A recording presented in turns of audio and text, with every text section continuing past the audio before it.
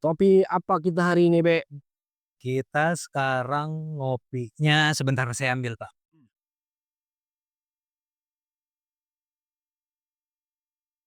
Ini dari, temen kita, Pak. Oh, Pak Eko Iya, Pak Eko, klasik Classic Bean. dari Yang ini kopinya sekarang itu dari Jawa Barat, oh, kopinya diprosesnya, honey, Pak. Ini kopinya honey. oke.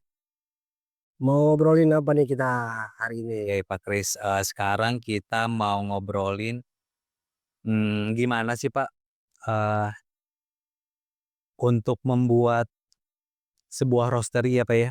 Kayak kalau sekarang kan, banyak juga tuh, Pak, eee, nggak cuma roastery tapi, sekarang udah mulai banyak coffee shop yang jadi roastery juga, Pak. Hmm, Nah, itu kalau dipikir-pikir, Pak, kalau sebagai coffee shop, apakah harus menjadi harus memiliki roastery juga, Pak? eee, bisa iya, bisa enggak. Ini tergantung banyak hal sih, tapi ini lebih pendekatannya juga ada 2 sisi sih. Eee, Pertama itu ada memang ada, motif ekonomi ya, karena Mmm. diharapkan, dengan roasting sendiri itu biaya produksinya jadi lebih turun, seperti itu kan yang diharapkan Oh. oleh pengguna akhir yang adalah coffee shop. Di lain sisi ada juga yang memutuskan untuk memiliki mesin roaster sendiri karena mereka ingin memiliki keunikan sendiri yang berbeda dengan, coffee shop yang lain. Jadi mereka mungkin punya koleksi beans yang banyak ataukah mereka karena kan, eee, green bean yang sama kalau di-roast dengan cara yang berbeda kan menghasilkan menghasilkan hasil yang berbeda kan. Itu juga mungkin salah satu, motifnya kenapa orang memutuskan untuk melakukan roasting sendiri di coffee shop-nya. Selain itu juga, baliknya di kekuatan modalnya sih. Ada beberapa coffee shop memang punya punya kekuatan modal yang besar untuk bertahan dalam, running capital-nya tuh bisa bertahan cukup lama. Nah itu bisa salah satunya yang menjadi pertimbangan buat mereka ya itu juga. Itu tidak bisa dihindari sih. Suatu ketika pasti mereka akan berpikir apabila, eee, modalnya ada atau enggak, sudah cukup rame produksinya, pemakaian kopinya sudah mulai banyak, mereka pasti akan berpikir ke arah situ. Misalnya, saya ngejalanin bisnis coffee shop, terus saya punya roastery sendiri, Pak, berarti, cost produksinya saya akan lebih murah ya, Pak, ya? Kalau belum tentu juga, karena sebenarnya ini harus dicermati dengan baik sih. Karena memang sih betul, jadi kalau kita membeli green bean, kemudian kita roast berarti kan yang muncul adalah kayak biaya listrik, biaya tenaga kerjanya, biaya kopinya itu sendiri, plus ada biaya penyusutan mesinnya kan. Nah itu harus dipertimbangkan juga. Jadi saya rasa kalau salah salah pertimbangan malah jadinya, malah jadi kolaps bisa. Jadi kita musti lihat dulu sebenarnya kalau dari sisi saya sebagai pengusaha kita lihat dulu, apakah perlu, eee, punya mesin roasting sendiri karena juga muncul banyak hal yang lain. Karena untuk mempersiapkan, roastery itu cukup cukup rumit aslinya. Dan kita juga selain itu kan harus cari sourcing green bean-nya di mana, Oh. mau beli di mana, dan kita harus punya stok. Ya ada hal-hal yang nggak semudah memang kelihatannya dia cost produksinya jadi turun, cost roasted bean-nya jadi turun. Tapi di balik itu ada banyak hal yang sebenarnya harus dilakukan dan itu apakah mau untuk dilakukan.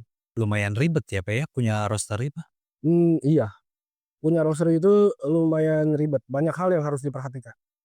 Misalnya punya roastery ini, Pak, eee, hal-hal apa aja yang harus kita perhatiin sih, Pak, supaya kita tuh punya roastery yang, ideal, proper gitu, Pak? Nah iya, banyak hal sih, kayak pertama ya, itu lokasi. Lokasi. Ini sebelum kita memutuskan untuk membeli sebuah roasting ya, coffee roasting machine. Yang pertama tuh lokasi. Lokasi itu, adalah di mana roastery ini akan berada, di tengah pemukiman kah, apa di pinggir sawah kah, atau di daerah industri kah, atau di mana letaknya?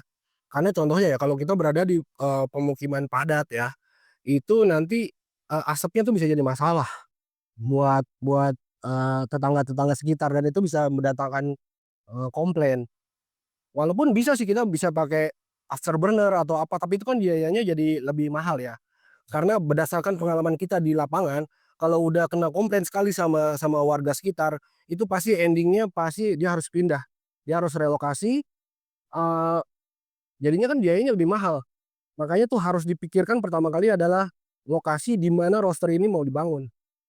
Oke, misalnya saya udah punya lokasi nih, Pak. Layout tempatnya itu idealnya seperti apa, Pak? Faktor yang kedua itu adalah lokasi di mana, mesinnya ini mau kita tempatkan secara layouting di dalam gedung tersebut. Karena itu akan ngaruh ke piping. Akan ngaruh ke piping, juga nanti harus ada maintenance, tempat maintenance-nya yang enak lah ya buat maintenance nggak sempit, jadi, nanti maintenance-nya gampang. Piping juga kalau panjang kan itu nggak ideal, ya kayak seperti kita kalau minum minuman botol pakai sedotan, kalau sedotannya 3 meter kan dia jadi tarikannya kan akan ngempos kan, jadi mesin tidak akan bisa bekerja dengan maksimal. Kalau misalnya saya pasang pipanya, Pak, kan kalau kita lihat di roaster itu ada pipanya yang tegak lurus ke atas, ada yang, horizontal gitu, Pak, datar. Nah, itu kira-kira ada kayak semacam spesifikasi khusus kah? Saya beli mesin kecil atau mesin besar, 15 kilo gitu, Pak? Oh, itu ada idealnya ya seperti pipa kalau ke atas sih nggak apa-apa sih tinggi, karena kan udara panas tuh cenderung naik. Tapi kalau pipa mendatarnya itu yang menjadi masalah itu nggak boleh panjang, kayak 2 meter tuh udah maksimal banget deh.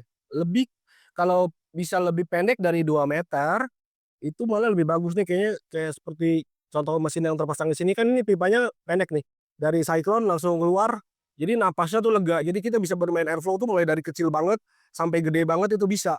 Tapi kalau pipanya kepanjangan kita nggak bisa tuh main airflow kecil, harusnya airflow-nya gede aja, jadi terbatas kan, harusnya fungsi mesinnya bisa lebih lebih, range-nya lebih lebar untuk kita bermain jadi nggak bisa, jadi terbatas. Jadi istilahnya ya mesin nggak bisa maksimal sebagaimana dia didesain. Tapi kalau kayak gitu kan sebenarnya, kalau untuk kita punya roastery, kita punya bentuk bangunan kan kadang kita dapat yang udah eksis ya, Pak, ya, kita nggak mungkin ada beberapa kondisi kita nggak bisa bangun dari awal nih, Pak.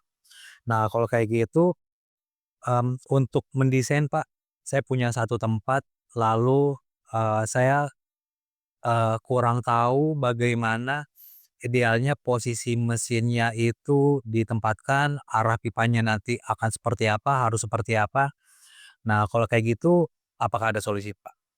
Kalau di Vroko, sebelum instalasi pada saat, mereka udah memutuskan untuk membeli, itu kita ada layanan. Jadi biasanya mereka mengirimkan kepada kita tuh blueprint, blueprint layout Betul. lokasinya seperti apa.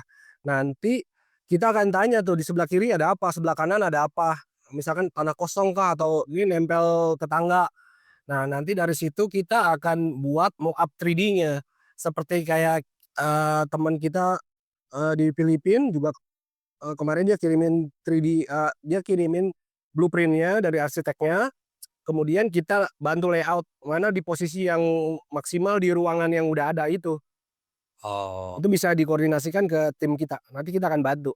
Kita bikinnya 3D karena biar, kelihatan nih bentuknya tuh seperti apa sih kira-kira nantinya.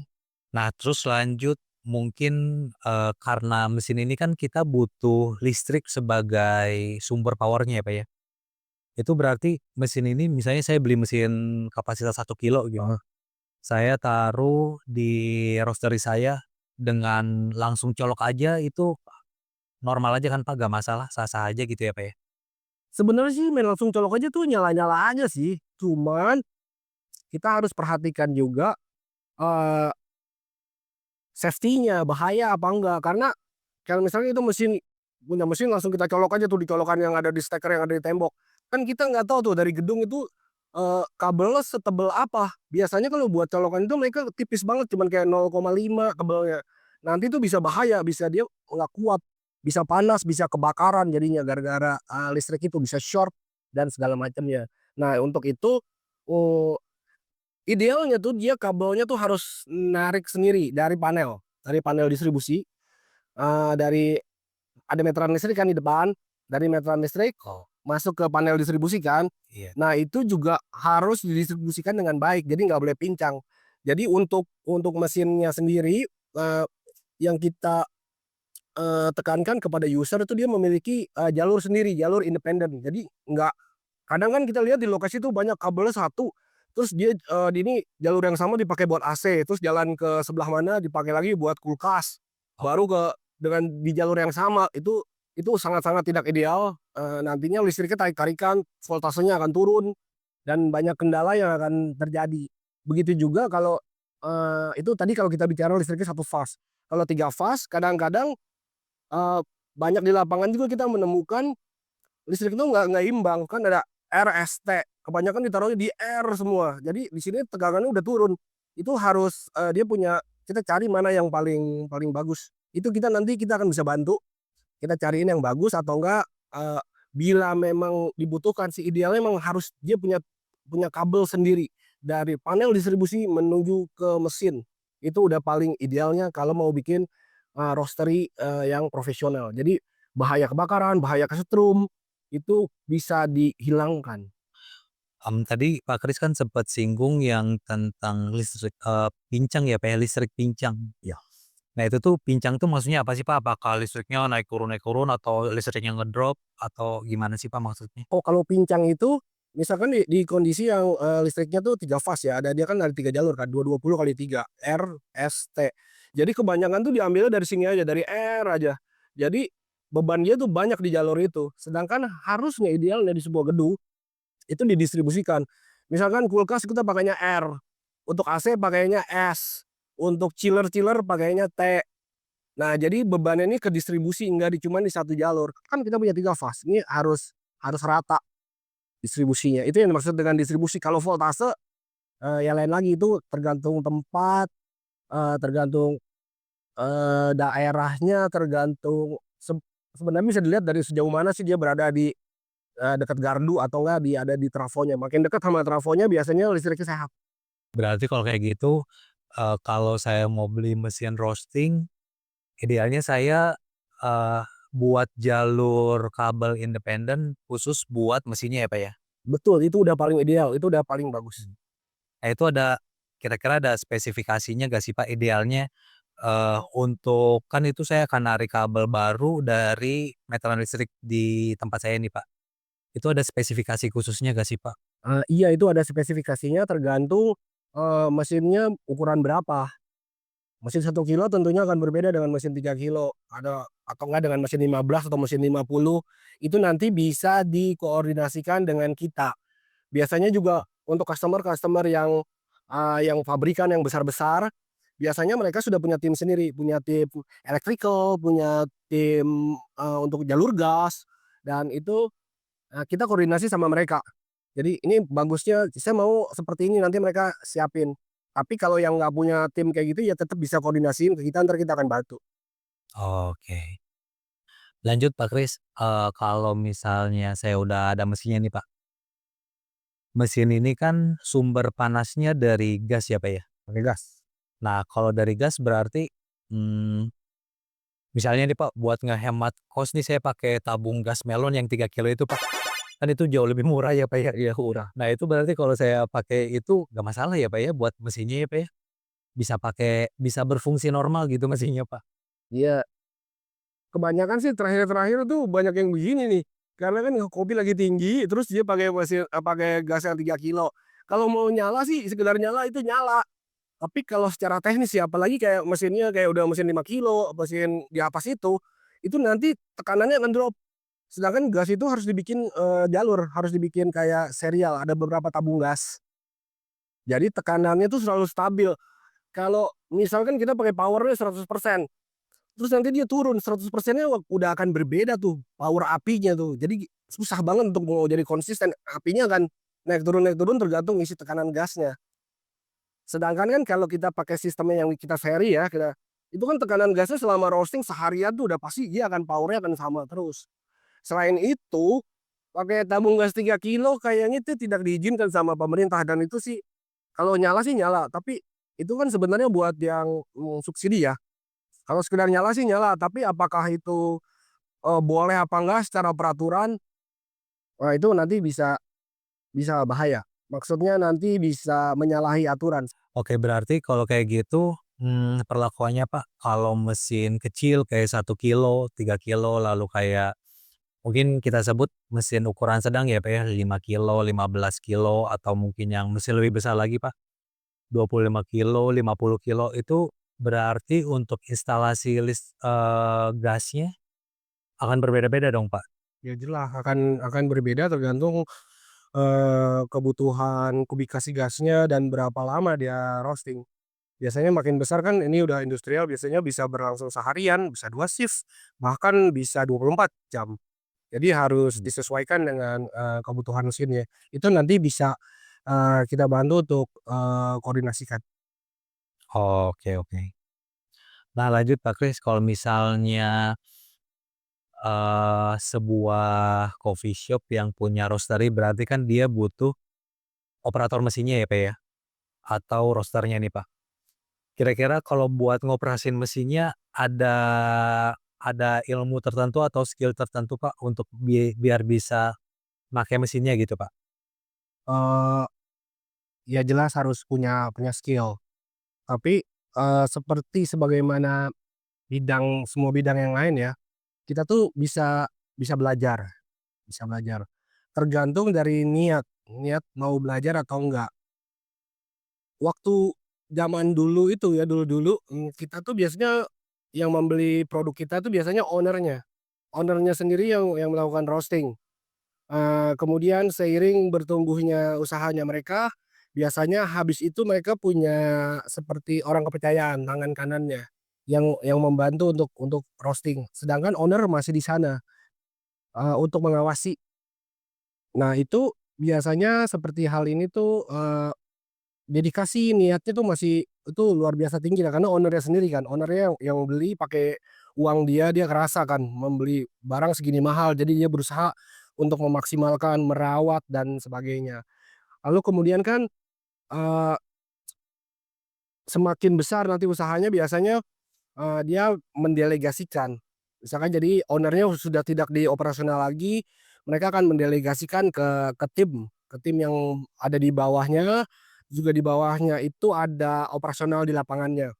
Nah itu, eee, sebenarnya selama mereka memiliki niat, ya itu masih bisa belajarlah. Walaupun demikian kita juga menyadari perubahan hal seperti itu, eee, dengan demikian kita juga membuat sebuah, roasting system yang semakin kita perbarui sesuai dengan kebutuhannya, di mana tuh, kita namanya operator oriented system, di mana tuh, eee, sebuah sistem operasi roasting-nya meminimalkan peran roaster lebih banyak diambil alih oleh sistem. Tujuannya itu untuk mencegah terjadinya kecelakaan. Misalkan dia meleng lah, harusnya kopi udah dikeluarin, dia belum keluarin, eee, bisa kebakaran kan segala macam seperti itu.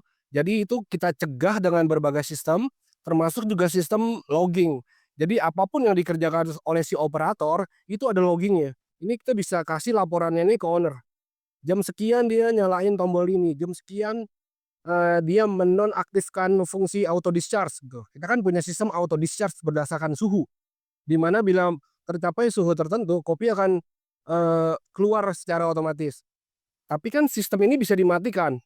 Kalau dimatikan berarti kopi tidak akan keluar. Begitu suhu tercapai katakanlah di 220 kopi akan discharge. Tapi begitu dinonaktifkan, kopi nggak akan keluar. Nah akan terjadi masalah apabila operatornya udah keburu capek atau dia udah ngantuk atau, apalah, dia lupa, akibatnya kopi nggak keluar kan itu bisa kebakaran.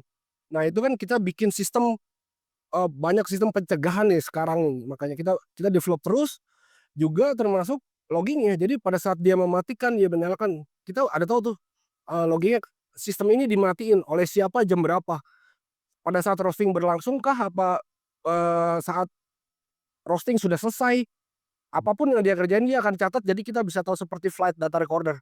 Jadi ini namanya, operator oriented system. Jadinya ini untuk menjamin keselamatan walaupun, eee, kita harapkan user-nya tuh sekalipun dia masih nggak jago seperti owner-nya lah gitu, diharapkan mesin dan operasional bisa berjalan dengan aman dan lancar. Tapi kalau gitu Pak, seandainya kayak tadi Pak Kris bilang si roaster, eee, mungkin baru belajar jadi nggak sejago si pemilik mesin misalnya Pak. Berarti kalau gitu setiap roasting ada kemungkinan output rasanya walau kopinya sama, eee, output rasanya nanti akan beda Pak? Ada kemungkinan seperti itu dong Pak? Eee, kalau berbicara detail ya pasti ada, makanya untuk sebuah perusahaan yang sudah settle, itu kan dia ada QA, ada QC, ada head roaster, itu yang menjamin bahwa siapa pun yang nge-roast, dengan sistem yang sama, dengan sebuah profile yang sama, apalagi dengan sistem automation, itu diharapkan hasilnya sama, dengan bahan baku yang sama ya tentunya. Walaupun owner sudah tidak di sana, tapi kalau sistemnya sudah set up, kan ada QA yang menetapkan aturan mainnya kan, seperti ini. QC yang, eee, menjamin bahwa aturan main yang ditetapkan itu dijalankan. Kemudian juga kan ada head roaster, baru kemudian roaster kan. Nah itu selama aturannya itu dijalankan dengan baik, itu bisa bisa sama terus harusnya. Oke. Kalau gitu hal apa sih Pak yang perlu diantisipasi supaya hasil output-nya itu kalau kita roasting, siapapun operator mesinnya, itu bisa let's say katakanlah, mungkin 90 atau 95% akan sama gitu output kopinya. Ya itu yang pertama sih jelas bahan bakunya, kalau bahan bakunya ada beda udah pasti beda. Terus yang kedua dengan automation pasti. Jadi kita bisa ikutin profile dengan sama persis dari detik ke detik dan itu kan nggak bisa dilakukan, oleh manusia. Kalau komputer kan bisa lakukan itu, dia akan analisa, ini berarti burnernya harus kurang, harus dia akan melakukan modulasi sendiri. Eee, itu kemungkinan besar jadinya sama, asal, barangnya sama ya, maksudnya green bean-nya tuh bahannya sama, itu besar kemungkinan sama, kan kita bisa atur masuknya di suhu berapa, lalu di-roast dengan cara seperti apa pergerakannya, ending di suhu berapa, eee, itu bisa diatur semua di automation. Jadi itu sangat membantu operator, terutama yang roasting-nya tuh terus-menerus kayak 8 jam, 16 jam 2 shift, apa enggak 24 jam 3 shift, itu sangat membantu, user, si dalam hal ini operatornya. Oke. Sekilas terlihat kan kayak ribet ya Pak ya. Nah kalau gitu, kalau saya punya coffee shop, berarti akan lebih baik ini dong Pak, lebih baik membeli roasted bean ke roastery terdekat atau roastery favorit gitu langganan, atau mungkin maklun itu berarti akan lebih aman dong Pak men? Ya itu sebuah pilihan sebenarnya, apakah harus membeli mesin roasting? Enggak juga, kadang beberapa customer yang datang ke kita juga kita kan ngobrol, sebenarnya kita akan berusaha assess ya, dia nih sebenarnya kebutuhannya berapa sih? Kalau dirasa nggak butuh-butuh banget beli mesin roasting, kita juga nggak suggest mereka untuk beli kok, kita suggest, mendingan ya ibu atau bapak beli aja, kopi yang udah jadi di roastery langganan yang terdekat, soal profil rasa kan bisa dibicarakan, atau enggak kalau udah mulai lebih banyak dari itu mungkin juga maklun bisa menjadi pilihan. Karena untuk setup roastery dibilang ribet, ya ribet, mau dibikin gampang asal nyala juga bisa, tapi banyak hal yang dipertaruhkan. Jadinya tergantung kebutuhan nih maunya yang mana, eee, silakan dipilih gitu loh. Berarti kalau kayak gitu Pak Kris, sedikit merangkum tadi kan pembahasannya berarti kalau kita mau membuat sebuah roaster itu, kita perlu pertimbangan untuk tempat, lalu layout tempatnya ya, Pak, ya, selain pada lokasi tadi, lalu juga kita harus, eee, memperhitungkan gasnya, kebutuhan gasnya, listriknya juga, lalu untuk operatornya juga kita harus pertimbangin. Nah, kalau kayak gitu berarti, mmm, kenapa harus seribet itu sih, Pak? Kayak tadi kita ngobrol kayak panjang, kayak lebar, kayak banyak banget yang harus diperhatiin. Itu sebenarnya, eee apa yang kita dapat gitu, Pak? Kenapa kita harus fokus ke hal-hal teknis yang seperti itu gitu? Ya baliknya ke standar ya. Tiap orang tuh punya standar yang berbeda-beda. Mau asal nyala aja bisa, tapi banyak resiko loh. Ada resiko, eee, kebakaran, bisa kesetrum, maupun kayak lokasinya tuh sempit banget, jadi nanti operatornya jadi kepanasan. Kan kita sering lihat ya, itu tuh di lokasi tuh, suhu roasting tuh bisa suhu, ruangan tempat roasting tuh bisa sampai 35, 38 dengan kelembaban yang di Indonesia ini kayak 90%. Wah itu bisa, roaster-nya bisa capek, terus juga nanti bisa melakukan kesalahan dan akibatnya bukan hanya menimbulkan kerugian secara, kopinya jadi rusak ya, itu kan secara ekonominya ya, cost-nya jadi kopinya jadi rusak, tapi kan itu juga ada potensi untuk menimbulkan kecelakaan kerja, orang bisa kesetrum, orang bisa mati loh kesetrum itu, atau enggak apinya nggak bener, sistemnya nggak bener, bisa kebakaran tuh, bisa kebakaran satu gedung loh. Oh, Ya itu resikonya harus dicermati. Kalau asal nyala aja, colok di mana aja nyala, pakai colok pakai gas apa aja sebenarnya bisa. Tapi kalau mau ikutin aturannya yang bener, yang kita selalu tekankan untuk itu gitu loh. Karena kan kita mau juga, customer itu grow. Dia nggak cuman di situ. Kan ada banyak juga kan customer kita yang mulai dari 1 kilo, lalu dia upgrade ke 5, lalu ke 15, lalu ke 25, lalu ke 50. Ya itu yang kita harapkan sih. Kita juga seneng kalau mereka bisa bisa grow dan sepanjang jalannya kita kan, memberikan sering main ke sana juga sering memberikan masukan kan, selain kita memberikan maintenance, kita juga kasih tahu, mmm, "Oh ini, harusnya begini nih, ini, harus diperbaiki sistemnya, ini harus ada di sini lampunya kurang terang," atau, eee, "Ruangannya ini kotor banget ya, ini debunya ke mana-mana." Itu kan juga berbahaya buat kesehatan. Tergantung jadinya standarnya mau seperti apa, mau ngasal ya bisa, mau bener ya bisa. Mau yang jadi mau di mana, kita tuh mau apa yang kita mau pilih. oke. Ya, Pak Kris, sedikit menyimpang, seandainya nih Pak Kris, kalau Pak Kris sendiri mau bikin coffee shop nih, Pak, mungkin di Gading Serpong, di BSD gitu kan, Pak, di sekitaran sini. Untuk Pak Kris sendiri, mau kalau punya coffee shop, apakah mau punya roastery sendiri atau mending Pak Kris maklun kalau kayak gitu? Eee, kalau buat saya sendiri sih misalkan, tergantung ininya, kebutuhannya. Kalau saya mungkin saya punya cita-cita mau pensiun ya, kalau Gading Serpong kedeketan, misalkan saya maunya di New Zealand, Iya. saya mau pensiun di New Zealand, saya mau buka coffee shop, berarti kan orientasi saya bukannya uang, jadi, motif ekonominya bisa diabaikan. Jadi apakah ini menguntungkan atau tidak, itu saya abaikan, pokoknya mau sepi, mau rame, ini mah saya cuman mau seneng-seneng aja, mau hobi saya. Dan saya lihat lagi, saya punya uangnya nggak, kalau ada uangnya, ya saya akan beli.